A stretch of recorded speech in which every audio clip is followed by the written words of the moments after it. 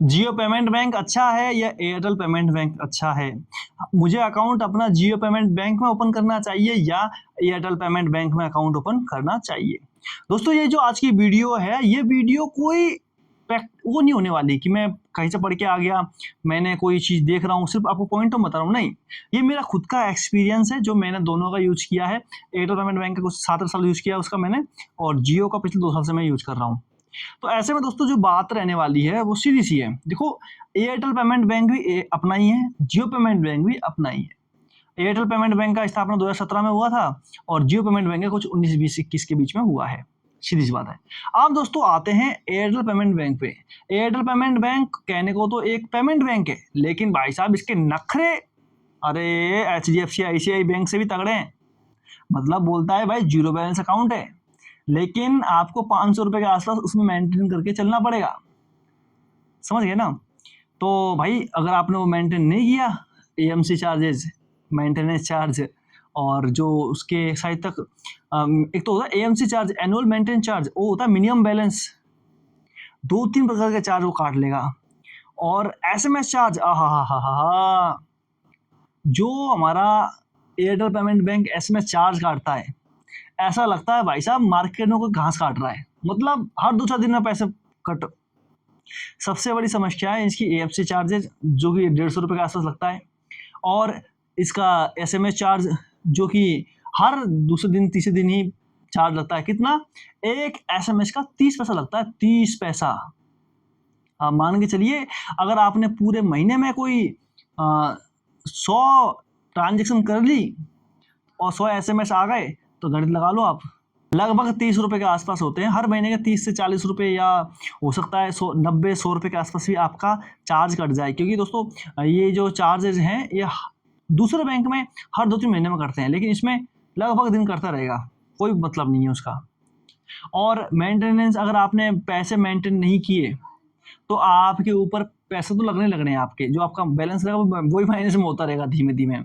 और इनके agent, agent का कहना क्या है, अकाउंट ओपन करवाओगे उसके भी रुपए ले लेते हैं, 100 रुपये के आसपास लेते हैं। और पैन कार्ड पे अगर आप अकाउंट खुलवाओगे तो फुल कितनी लिमिट मिलती है? सिर्फ और सिर्फ 1 लाख रुपए की लिमिट। और आधार कार्ड पे खुलवाओगे तो 50,000 रुपये, वो भी लिमिटेशन के साथ में। UPI में लिमिटेशन होती है, आप UPI में शायद तक 10 या 15 या 20 ट्रांजेक्शन के ऊपर नहीं कर सकते हैं, पेमेंट बैंक। और इसका जो डेबिट कार्ड आता है एयरटेल वाले का डेबिट कार्ड आएगा, भाई डेबिट कार्ड के अलग नखरे हैं। 350 रुपये का डेबिट कार्ड मिलेगा आपको, मास्टर वीजा डेबिट कार्ड। भाई उसकी हरकतें होती हैं हमारे रुपये से भी गए गुजरे ही। कैसे? जो उसका डेबिट कार्ड आता है वो कहीं काम नहीं आता। आप ऑनलाइन ट्रांजेक्शन करने जाओगे, नॉट एलिजिबल।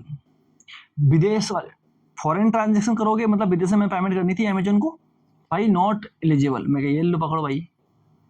अब कितना खर्चा कर सकते हो? सिर्फ 50,000 रुपये का। इसी जगह पे अपने आया, अब भी मोटी मोटी ये चीज़ हो गई हैं। इसके अलावा जो एयरटेल का जो एयरटेल की जो बैंकिंग सर्विसेज हैं, उनके तो और भी भट्टे बैठे हुए हैं। मतलब पेमेंट फेल हो रही है, 2-3 ट्रांजेक्शन बाद में आपकी ट्रांजेक्शन बिना मतलब में रुक रही हैं, कोई लेना देना नहीं है उनका। आपके ऊपर कब लिमिट लग जाए यही नहीं पता। उसकी जगह पर दोस्तों आते हैं आप अपने जियो पेमेंट बैंक की तरफ। जियो पेमेंट बैंक पिछले 2 साल से मैं यूज़ कर रहा हूँ भाई, मेरा तो अभी तक 1 रुपये नहीं कटा है। इसका डेबिट कार्ड मेरे पास में है। और जियो पेमेंट बैंक तो मैंने घर बैठे ओपन कर लिया था, 5-10 मिनट में KYC करी, KYC करते ओपन हो गया।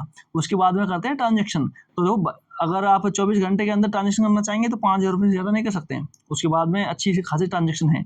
लेकिन एक बात ध्यान दीजिएगा, जियो पेमेंट बैंक या एयरटेल पेमेंट बैंक की कोई से बैंक को आप अपना मेन बैंक बना के यूज ना करें, सेकेंडरी बैंक रखें, क्योंकि इनमें ट्रांजेक्शन आज के टाइम पे बहुत ज़्यादा हो रही है लोगों की। तो ऐसे में लगभग बैंक SMS चार्जेस काटते हैं। तो जियो पेमेंट बैंक भी कुछ SMS चार्ज काटेगा, लगभग वो काटता है दोस्तों 20 पैसा पर SMS के हिसाब से काटता है। तो काउंट कर लो अपना, अगर 2-4 रुपये कटे तो कोई दिक्कत नहीं है, लेकिन ज़्यादा पैसा कट गया तो हो सकता है आपके जेब पर भारी पड़ जाएगा, ये तो है।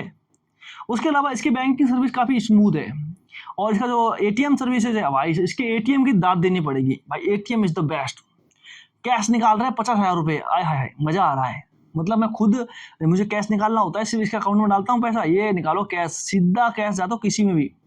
महीने के अंदर 60 ट्रांजेक्शन फ्री। मतलब जियो पेमेंट बैंक, जियो का ATM कार्ड लेके जा रहा हूँ, फील आ रहा क्या लेके जा रहा हूँ यार, खतरनाक। और 1 लाख रुपये 1.5 लाख रुपये की ऑनलाइन लिमिट है। मस्त खर्चा कर रहा हूँ और पैसे निकल रहे हैं धड़ाधड़। महीने के अंदर 7 ट्रांजेक्शन, पहले 10 होती थी, अब सिर्फ 7 रह गई हैं। तो मुझे लगता है ये भी धीमे-धीमे एयरटेल वाला बनता ही जा रहा है, नहीं क्या? तो ऐसे में दोस्तों जो इसका डेबिट कार्ड है वो काफ़ी अच्छा है। मैंने ऑनलाइन पेमेंट करी, गज़ब चला। इंटरनेशनल पेमेंट करी, वहाँ पे इसने भी प्राण त्याग दिए, लेकिन मैं फिर भी जुगाड़मेंट कर लिया था मैंने, इससे हो गया था पेमेंट कुल मिला के। इसके साथ में ये जो देता है, ये रुपए का प्लैटिनम डेबिट कार्ड देता है। प्लैटिनम डेबिट कार्ड में एक फ़ायदा होता है, आपको देखो एयरपोर्ट पे लॉन्च का एक्सेस मिल जाएगा। थोड़े बहुत जो कई जगह पे बोट्स के जो प्रोडक्ट आते हैं, दूसरी जगह जो प्रोडक्ट आते हैं उनके साथ में इनका टाई अप हो रखा है। अगर आप इससे वहाँ खर्चा करते हो ऑनलाइन तो कुछ छूट आपको मिल जाएगा। इतनी से इसके साथ में सुविधाएं मिलती हैं। और बाकी एयरटेल जियो दोनों भाई हैं, किसमें? बैंकिंग सर्विसेज में। और जियो वाले हैं काफ़ी अच्छा, फिलहाल में तो दे रहे हैं, बाकी देखते हैं होता है क्या, क्योंकि हालात दोनों ही जैसे हैं। कोई भी हम जैसा आम आदमी जियो में अकाउंट खुलवा लेगा, बाद में ज़्यादा ट्रांजेक्शन करता है तो उसकी भी लिमिट हो जाती है जियो में भी। और जियो के अंदर सबसे एक बड़ी दिक्कत क्या लगी मुझे, जो उसका एप्लीकेशन का जो वो है ना, एक जिसका एप्लीकेशन का जो एक यूआई है, यूजर इंटरफेस, वो थोड़ा सा पेचीदा है। एक आम आदमी उसमें उलझ के रह जाता है। ऐसा मेरे साथ और काफ़ी सारे लोगों के साथ मैंने देखने को मिला है। और बस बैंकिंग सर्विस अच्छी है। और इसके अलावा जो इसका डेबिट कार्ड है वो लगेगा 300 रुपये का, और शायद तक 300 रुपये, और 300 रुपये ही इसका एएमसी चार्जेज है। अगर आप इसका एटीएम कार्ड लेना चाहते हैं तो आपको जेब से 600 रुपये देने के लिए तैयार रहना पड़ेगा। अगर आप एटीएम से पैसा निकालना चाहते हैं, महीने के अंदर आप 7 दिन इसका पैसा रेगुलर निकाल सकते हैं। अगर आप मतलब जियो पेमेंट बैंक के एटीएम कार्ड से आप 7 बार पैसा निकाल सकते हैं। अगर 8वीं बार जाओगे तो लगभग 21 रुपये प्लस जीएसटी लगेगा। इतनी सी बात है दोस्तों। अगर आप पूछोगे कि भाई एयरटेल या जियो, तो मैं बोलूँगा जियो, क्योंकि आज के टाइम पे जियो से चल रहा है। कब तक चलेगा ये मुझे नहीं पता, लेकिन सही चल रहा है फिलहाल में। तो ऐसे में एयरटेल से अच्छा है जियो। जियो में अकाउंट खुलवाओ, जियो और जीने दो, सीधी सी बात है। बाकी दोस्तों आशा करता हूँ कि आपको थोड़ा सा समझाने का तरीका अच्छा लगा होगा, क्योंकि ये मेरा खुद का पर्सनल एक्सपीरियंस है। मेरा कुछ भी नहीं लिखा हुआ है फिलहाल में। तो आशा करता हूँ कि आपको जानकारी अच्छी लगी होगी। कोई प्रॉब्लम आए तो नीचे कमेंट है ना, तो करना भाई।